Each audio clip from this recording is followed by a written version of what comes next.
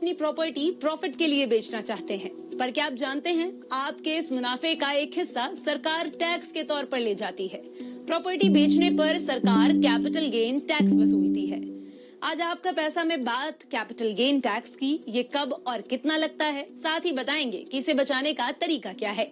Financial expert Jitendra Solanki के मुताबिक capital gain tax property खरीदने और बेचने पर लगता है। ये दो तरह के होते हैं। Short term capital gain tax ये प्रॉपर्टी के 24 महीने से पहले बेचने पर लगता है, जबकि long term capital gain tax property के 24 महीने बाद बेचने पर लगता है।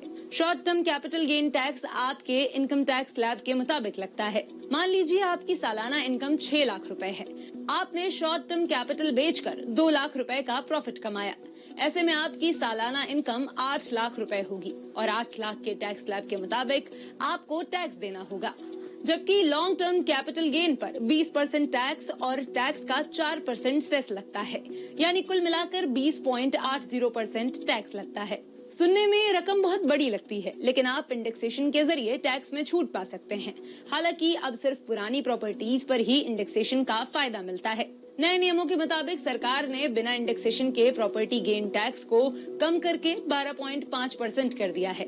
इंडेक्सेशन के अलावा आप कई दूसरे तरीकों से भी कैपिटल गेन टैक्स बचा सकते हैं, जैसे ब्रोकर और वकील की फीस का खर्च दिखाएं, 2 साल से ज्यादा समय तक प्रॉपर्टी होल्ड रखें, इस पर long term capital gain tax लगेगा। प्रॉपर्टी बेचने के 1 साल पहले या 2 साल बाद नया घर खरीद लें।